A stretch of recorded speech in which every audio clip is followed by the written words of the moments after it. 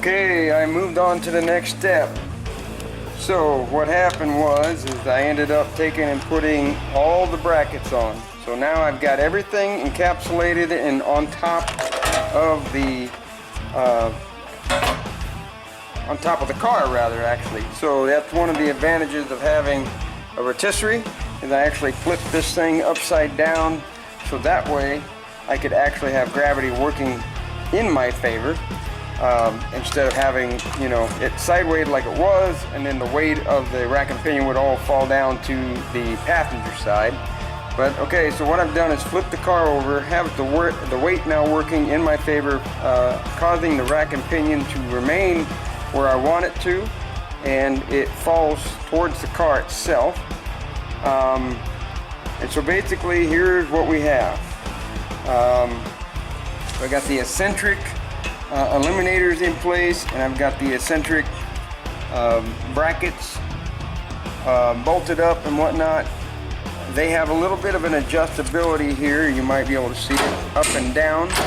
Okay, so we've got that kind of adjustability, and I've got this one over here on what would be the driver's side all hooked up, and it also moves up and down just a little bit. I don't have them completely and totally tight, but what's really important here is that we get this bracket here.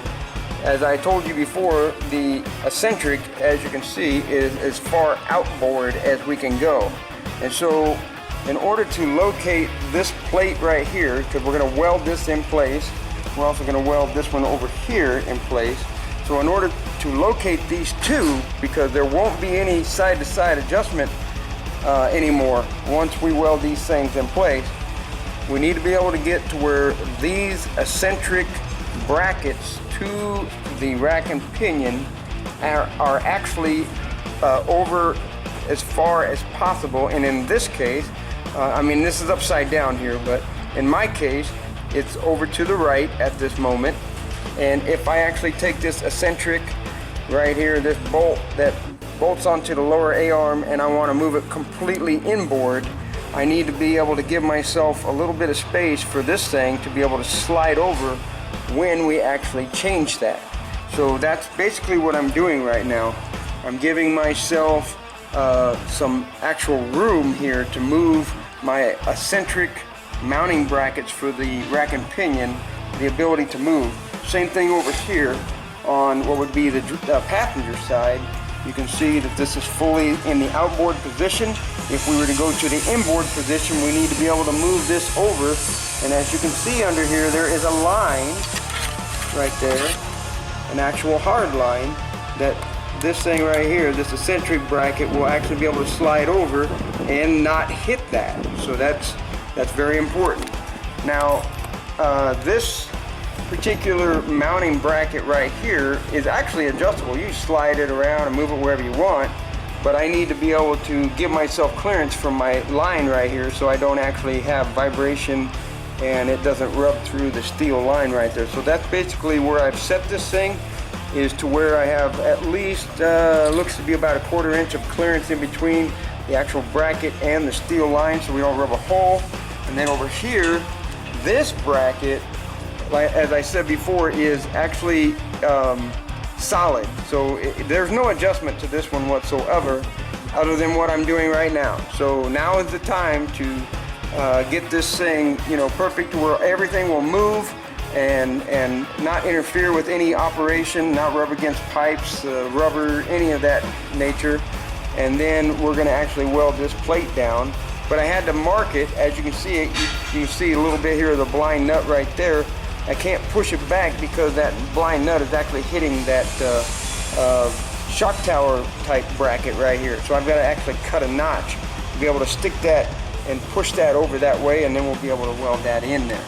So some numbers for you to remember. Again, these numbers may not be your case, so understand that you should check your own, but I have turned this shaft 3 times from stop to stop. So basically what I did was I took it and I went clear over to one side or the other, and then I went back 1.5 turns and have since centered this. Now I have done some measurements from this hole you know, to the frame and just all kinds of places. And to be honest with you, there's not a whole lot of stuff that's actually matching up with this side, okay?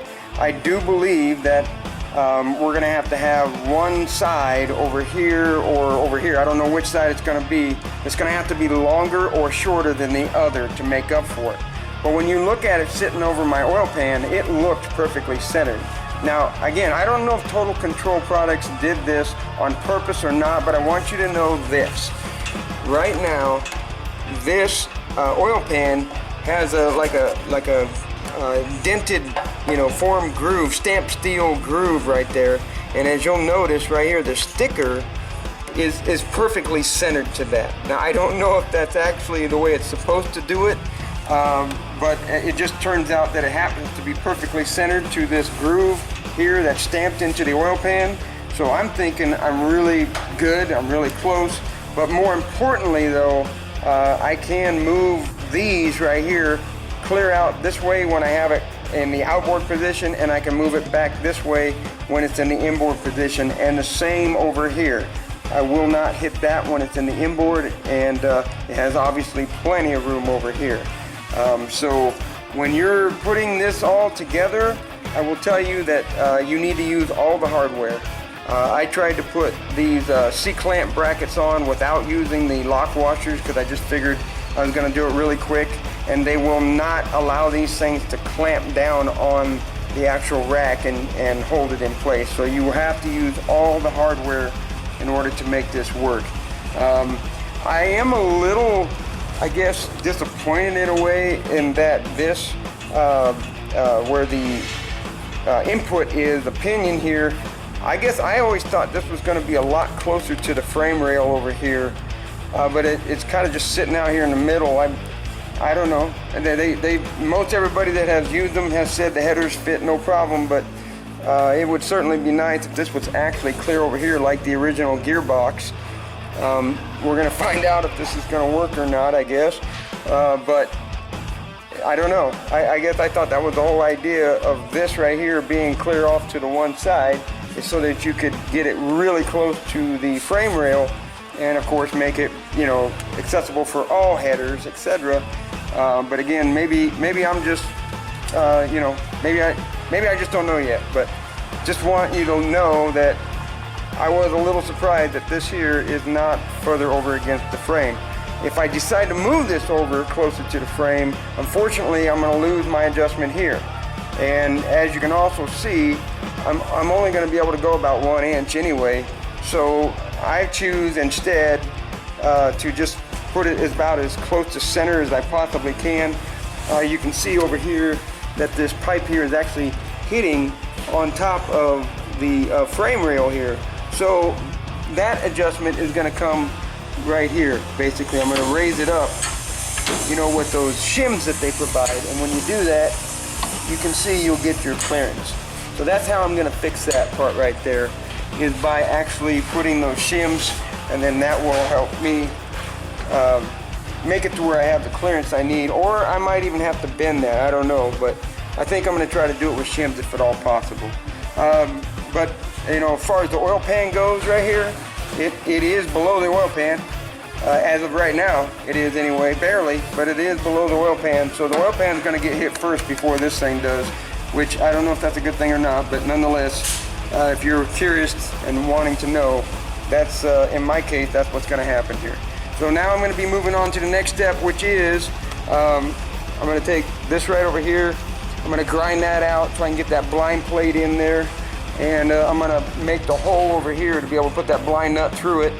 And then at that point, basically I'll put this all back on just like you see it here, and then I'll go ahead and tack those plates in place. And then once I tack that stuff in place, I take the whole rack off and then I weld everything up. So moving on to the next step.